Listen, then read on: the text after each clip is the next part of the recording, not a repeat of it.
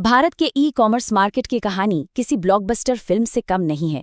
रोज नए रिकॉर्ड बन रहे हैं और व्यापार के तरीके पूरी तरह से बदल चुके हैं। लेकिन क्या सब कुछ उतना ही शानदार है जितना बाहर से दिखता है? इस नए एक्सप्लेनर में हम इसी तेजी से बदलते ई कॉमर्स परिदृश्य की गहराई में उतरेंगे। हम देखेंगे कि इस शानदार ग्रोथ के पीछे सेलर्स किन गंभीर चुनौतियों से जूझ रहे हैं और कैसे यूज मी जैसे नए प्लेटफॉर्म आकर गेम के रूल्स को पूरी तरह बदल रहे हैं। तो चलिए बिना किसी देरी के सीधे मुद्दे पर आते हैं और देखते हैं कि आज हम क्या क्या कवर करने वाले हैं। शुरुआत होगी ई कॉमर्स के इस बूम और उसके साथ आने वाले गहरे संकट से। फिर हम समझेंगे यूज मी प्लेटफॉर्म का दिलचस्प समाधान, बड़े दिग्गजों के साथ इसकी सीधी तुलना, ट्रेंडिंग प्रोडक्ट से मिलने वाला आरओआई और अंत में आज ही रजिस्टर करने का पूरा स्टेप बाय स्टेप तरीका। पहला भाग, ई कॉमर्स बूम और संकट, the massive scale and hidden dangers. आइए इस मार्केट की असली तस्वीर को थोड़ा करीब से देखते हैं। 22.2 ट्रिलियन रुपए। जी हाँ, ये आंकड़ा बिल्कुल सही है। अनुमान है कि साल 2029 तक भारत का ई कॉमर्स मार्केट इस विशाल मुकाम तक पहुंच जाएगा। ये 21.5% की जबरदस्त सालाना ग्रोथ रेट से बढ़ रहा है। और सबसे खास बात यह है कि ये भारी विकास सिर्फ बड़े महानगरों तक सीमित नहीं है, बल्कि टियर 2 और टियर 3 शहरों से सबसे ज्यादा आ रहा है। ये एक ऐसा बाजार बन चुका है जहां अवसरों की कोई सीमा नहीं है। लेकिन हर चमकती हुई तस्वीर का एक दूसरा पहलू भी होता है। 8,000 करोड़ रुपए, ये वो भारी भरकम नुकसान है जो ई कॉमर्स सेलर्स को हर साल सिर्फ डिलीवरी फेल होने और रिटर्न्स की वजह से उठाना पड़ता है। एक तरफ मार्केट आसमान छू रहा है और दूसरी तरफ विकास की इस तीव्र गति के बीच ये चौंकाने वाला आंकड़ा सेलर्स की कमर तोड़ रहा है। इस नुकसान के पीछे का सबसे बड़ा विलन है आरटीओ, यानी रिटर्न टू ओरिजिन। होता यह है कि जब कोई cash on delivery order deliver होने जाता है और उसे लेने से मना कर दिया जाता है तो वो पार्सल वापस लौट आता है। भारत के प्रमुख प्लेटफॉर्म्स पर लगभग 26% cash on delivery orders fail हो जाते हैं और इसका सारा बोझ जैसे कि कुरियर और पैकेजिंग का खर्चा बेचारे सेलर को ही उठाना पड़ता है। इसके अलावा खाली डिब्बे वाले स्कैम और ब्लॉक पेमेंट्स ने भारत के 50 लाख से भी ज्यादा एक्टिव सेलर्स को हताश कर दिया है। दूसरा भाग, यूज मी प्लेटफॉर्म का समाधान, एलिमिनेटिंग सेलर रिस्क। अब जब समस्या इतनी बड़ी है तो इसका समाधान भी उतना ही दमदार होना चाहिए। आइए देखते हैं कि ये नया प्लेटफॉर्म कैसे काम करता है। अब इस पूरे मामले में जो बात सबसे दिलचस्प है वो है सोशल ई कॉमर्स का मॉडल। यूज मी पारंपरिक विज्ञापनों पर लाखों खर्च करने के बजाय वेरीफाइड एफिलिएट्स के एक डेडिकेटेड नेटवर्क का इस्तेमाल करता है। आसान भाषा में कहें तो इनके पास पहले से ही 6 लाख से अधिक प्रमोटर्स की एक इनबिल्ट मार्केटिंग आर्मी है जो प्लेटफॉर्म पर ट्रैफिक और सेल्स लाने का काम करती है। और यहीं से सेलर्स के लिए 7 बहुत ही पावरफुल बेनिफिट्स निकल कर आते हैं। सबसे बड़ा फायदा है इनकी 100% प्रीपेड पॉलिसी, जिससे पेमेंट पूरी तरह सुरक्षित रहता है और आरटीओ 2% से भी कम रखने का लक्ष्य आसानी से हासिल होता है। विज्ञापनों पर पैसे लुटाने की कोई मजबूरी नहीं है क्योंकि 6 लाख से ज्यादा प्रमोटर्स पहले से मौजूद हैं। साथ ही 7 से 10 दिन के अंदर फास्ट सेटलमेंट और ओपन बॉक्स डिलीवरी की सुविधा मिलती है।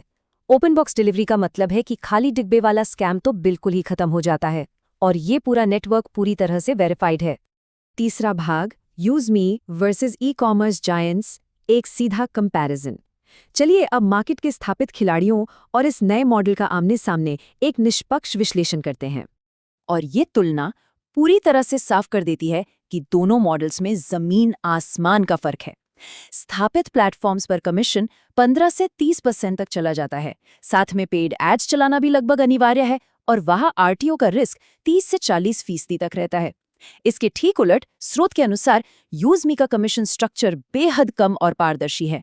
मार्केटिंग बिल्कुल फ्री है क्योंकि एफिलिएट्स वो काम कर रहे हैं और उनका आरटीओ टारगेट 2% से भी कम है। इस पूरे सिस्टम का सबसे बड़ा अंतर 100% प्रीपेड और कैश ऑन डिलीवरी मॉडल के बीच का है।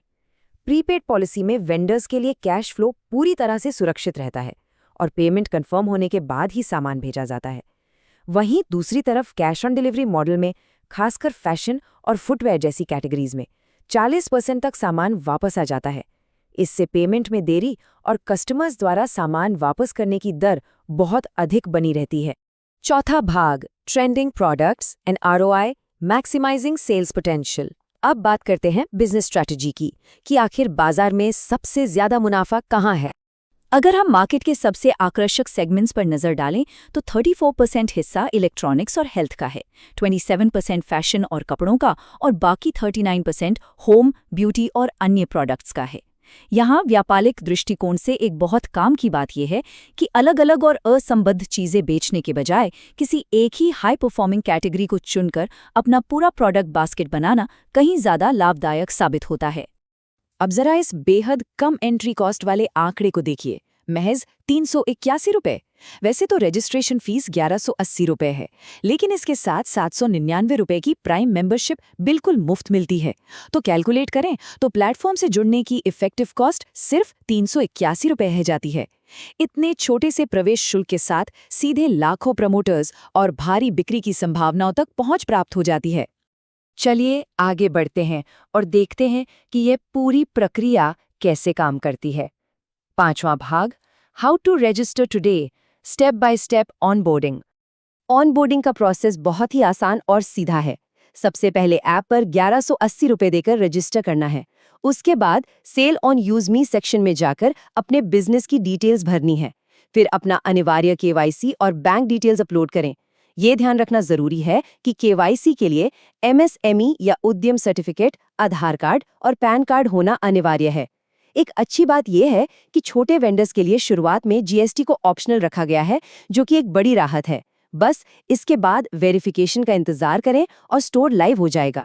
बिजनेस ओनर्स के लिए ये जानना बहुत ही तसल्ली की बात है कि ये इकोसिस्टम पूरी तरह से वेरीफाइड है। ये प्लेटफॉर्म स्टार्टअप इंडिया से सर्टिफाइड है और सेलर्स की सुरक्षा पुख्ता करने के लिए लोकल पिन कोड पार्टनर्स के जरिए फिजिकल वेरिफिकेशन भी किया जाता है। इससे पूरी व्यवस्था की वैधता और मजबूत होती है। तो सबसे महत्वपूर्ण सवाल ये उठता है, क्या वर्तमान में अपनाई जा रही हाई रिस्क, हाई रिटर्न वाली पारंपरिक ई कॉमर्स स्ट्रैटेजी वास्तव में फायदेमंद है? खासकर तब जब रिटर्न्स और फेल डिलीवरी के कारण इतना भारी भरकम नुकसान झेलना पड़ता है। ये एक ऐसा ज्वलंत सवाल है जिस पर हर व्यापार मालिक को गंभीरता से विचार करना चाहिए। आज के इस एक्सप्लेनेर में बस इतना ही। उम्मीद है इससे ई कॉमर्स की इस नई तस्वीर और भविष्य की दिशा को समझने में काफी मदद मिली होगी।